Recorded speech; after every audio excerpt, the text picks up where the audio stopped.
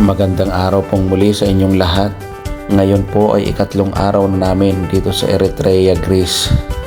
Heto po at sabay-sabay na naman po kami mga taga-Austria na nagbe-breakfast ngayon dito. Buti na lamang po at sa tuwing pupunta kami dito ay laging luag itong pwesto na ito, kaya nakakaupo kami ng magkakasama. After po namin mag-breakfast ay dumiretso na po agad kami dito sa venue kung saan po ginaganap ang conference. Hindi ko pala po nabanggit sa inyo na dito po sa conference ay maraming member po ng Couples for Christ ang pumunta at sila po ay nanggaling pa po sa iba-ibang bansa dito sa Europa. Dito po sa conference ay marami rin po kaming mga activities na ginagawa.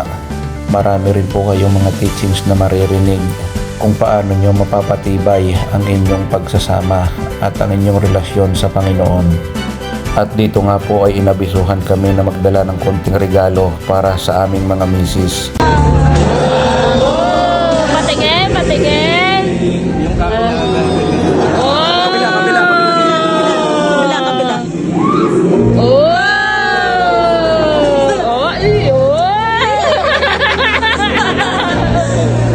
Ayan po, at tandaan po natin na hindi lang po sa mamahaling material na bagay natin mapapasaya ang ating mga partner. At sa part po na ito ay ika-4 na araw na po namin dito sa Greece.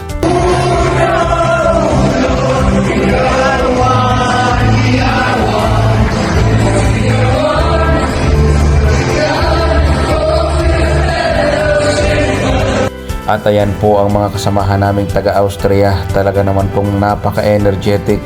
At sa araw na ito ay kami nga po pala ang naka-schedule na kumanta po sa Mass.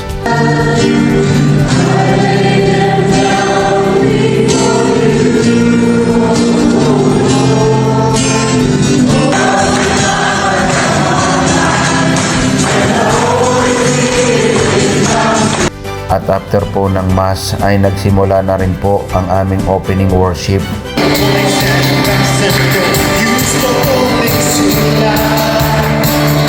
After po ng opening worship ay nagkaroon po ulit ng teaching at hindi ko na po ito naipakita.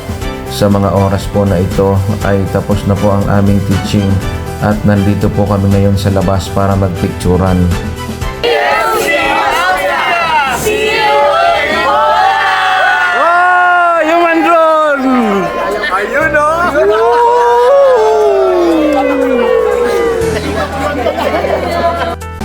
Eto po, at sa mga oras po na ito ay naghihintay na lamang po kami ng aming bus sapagkat lilipat na po kami ng Athens.